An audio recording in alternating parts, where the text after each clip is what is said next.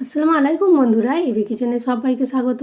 আজকের আমার রান্না হলো এঁচোড় রান্না। তাহলে আজকে আমার রান্নাটা শুরু করছি, চলুন তাহলে দেখে নেওয়া যাক। প্রথমে এঁচোড়টা কাটার জন্য হাতে সরষের তেল বুলিয়ে নিয়েছি, বটিতেও একটু লাগিয়ে নিয়েছি, হাতেও, কারণ এঁচোড়ের আঠা প্রচুর লাগে, সরষের তেল লাগিয়ে নিলে লাগবে না। আর এঁচোড়টা খুবই সুন্দর, একদম কচি, আর একটু একটু যে বীজ বেরিয়েছে এরকম এঁচোড় আমাকে খুব ভালো লাগে, ওই জন্যই।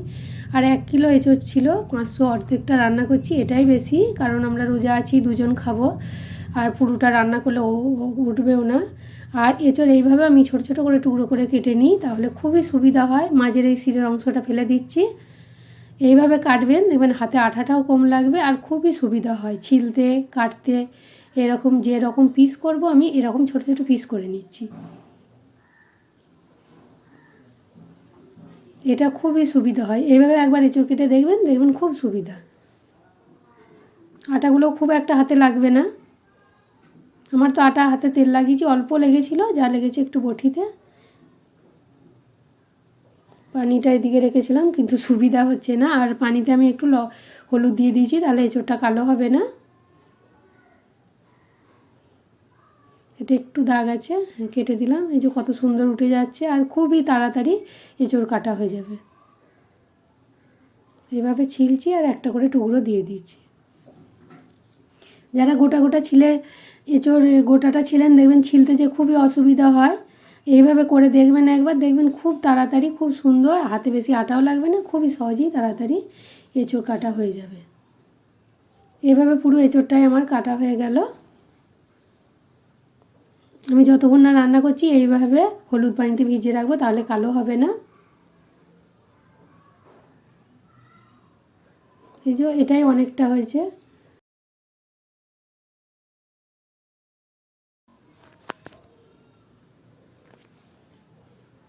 এবারে আমি এখানে লবণ আর হলুদ দিয়ে এঁচোড়টা সিদ্ধ করতে দিয়েছি, একদম সিদ্ধ করব না, ফুটে যাওয়ার পর 5 মিনিট হবে, তারপরেই এর পানিটা ভাপ দিয়ে পানিটা ফেলে দেব।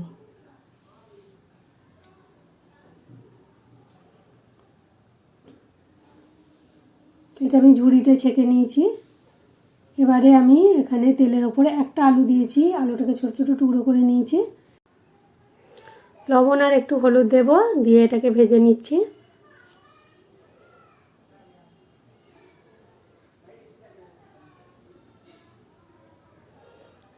আলুটাকে কিন্তু আমি ভাজার সময় পুরো সিদ্ধ করে নেব, ঢাকা দিয়ে দিয়ে গ্যাসের ফ্লেমটা লো করে দিয়ে। যে আলুটা পুরো ভাজা হয়ে গেছে, সিদ্ধও হয়ে গেছে আলুটা আমার। এবার আমি তুলে নিচ্ছি, ওই তেলেতেই আমি ওই ভাপ দিয়ে রাখা এঁচোড়গুলোকে ভেজে নেব।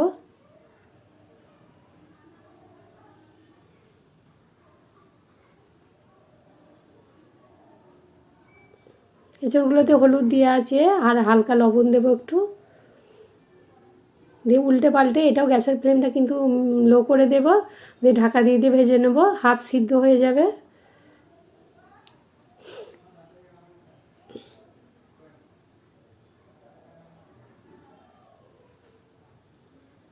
একটু হালকা কালার এসে গেছে, এঁচোড়টা ভাজা হয়ে গেছে, আমি ঢেলে রেখে দিলাম। এবারে ওই কড়াতেই এবারে সরষের তেল দিচ্ছি, 50 গ্রামের মতো তেল, এবং মশলাটা আমি খুবই কম দিচ্ছি, যারা বেশি খায় খাবে, আমাদের তেল মশলাটা খুবই কম খায়।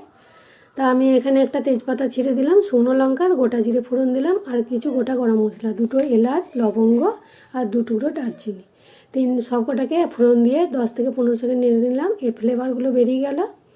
এবারে আমি 2 পেঁয়াজি নিয়েছিলাম, মাঝারি সাইজে মিহি করে কুচিয়ে নিয়েছিলাম, আর 2 কাঁচা লঙ্কা, ওগুলোকে দিয়ে দিলাম তেলের ওপরে। এটাকে গ্যাসের ফ্লেমটা একটু জোর করি ভেজে ব্রাউন কালার করে নেব।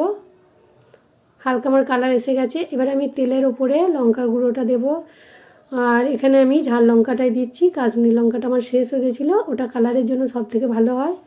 আর এখানে আমি তেলের মধ্যে দিলে, লঙ্কাটা তেলের ওপরে দিলে কী হয়, কালারটা খুব সুন্দর বেরিয়ে আসে। ওটাকে দিয়ে নেড়ে নিলাম।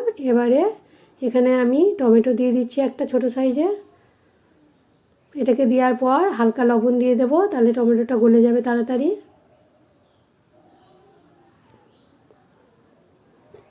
আর এর মধ্যেই কাঁচা লঙ্কা আদা রসুনের পেস্ট ছিল, সেটা চুর করে 1 চামচ দিয়ে দিলাম। এটা ওই টমেটো আর কাঁচা লঙ্কা আদা রসুনের পেস্ট ভাজতে ভাজতে একসঙ্গে সব গন্ধগুলো যখন চলে যাবে তখন মশলাটা দিয়ে দেবো। শুকনো লঙ্কাটা তুলে রাখলাম, কারণ ঝাল হয়ে যাবে, এমনিতেই ঝাল লঙ্কা দিয়েছি। 1/2 চামচের কম 3 ভাগের 1 ভাগ হলুদ গুঁড়ো দিলাম। আর এখানে 1 চামচের মতো জিরে আর গোলমরিচ পাউডার করা ছিল সেটা দিল। আর ধনে পাউডারটা দিইনি, ধনে পাউডারটা আমরা খুব একটা খাই না। জিরে আর গোলমরিচকে একসঙ্গে পাউডার করে আমি ঘরেতেই মিক্সিতে গুঁড়ো করে রাখি, সেটাই ব্যবহার করি। এগুলোকে দিয়ে বেশ কিছুক্ষণ কষিয়ে নেব।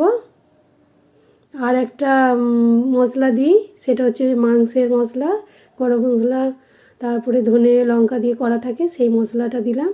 ওটা দেওয়ার পর অল্প পানি দিয়ে একসঙ্গে ঢাকা দিয়ে আর গ্যাসের ফ্লেমটা লো করে মশলাটা কষাতে দিলাম। মশলাটা কষানো হয়ে গেছে, আমার তেল ছেড়ে দিয়েছে।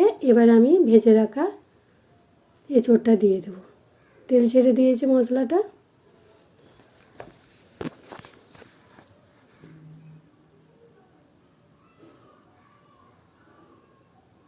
আর 2 চামচ টক দই দিলাম, ওটাকে পানি ঝরিয়ে ফেটিয়ে রেখেছিলাম।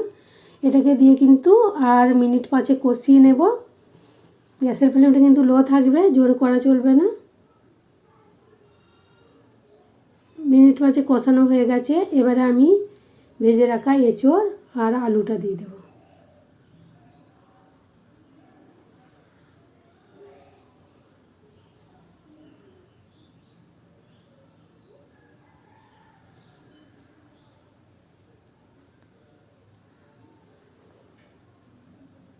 এগুলোকে দিয়েও ঢাকা দিয়ে দিয়ে গ্যাসের ফ্লেমটা কিন্তু লোই রাখবো, দিয়ে রেখে কিছুক্ষণ কষিয়ে নেব।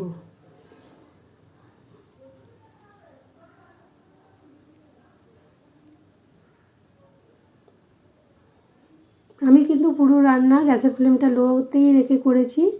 লো ফ্লেমে রান্নাটা খুবই ভালো হয়, তলায় লেগে টেগে যায় না। এইভাবে ঢাকা দিয়ে দিয়ে মাঝে মাঝে খুলে 2 থেকে 3 বার নেড়ে দিয়েছি আমি।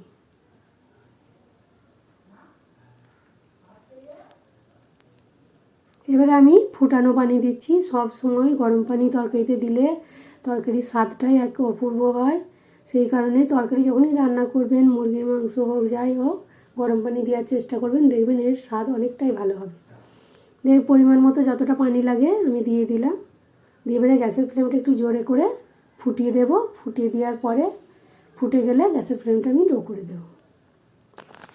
তাহলে আমার ভিডিওটা যারা দেখছেন অবশ্যই ভালো লাগলে একটা লাইক দেবেন এবং কমেন্ট করবেন, কেমন লেগেছে সেটাও বলবেন। আর বন্ধুবান্ধবদের সঙ্গে শেয়ার করবেন।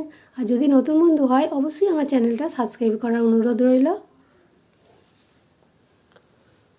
ফুটে গেছে, এবার আমি গ্যাসের ফ্লেমটা লো করে দেব। লবণটা আমি একটু দেখে নিচ্ছি।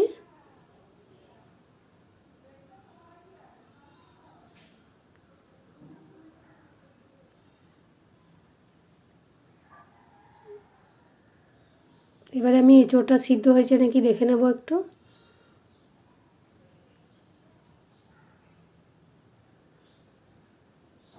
খুন্তি করে কেটে যাচ্ছে, কিন্তু হাতে করে আরেকটু আমি টিপে দেখে নেব। উফ, কি গরম আছে। একটু হবে, আর একটু বেশ নরম মতো হলে, এটা যদি কুকারে একটা সিটি দিয়ে নেওয়া হয় খুবই তাড়াতাড়ি হয়ে যাবে। কিন্তু রান্নাটা যেহেতু আমি কড়াতে করেছি সেই কারণে সিদ্ধ হতে একটু সময়টা বেশি লাগছে।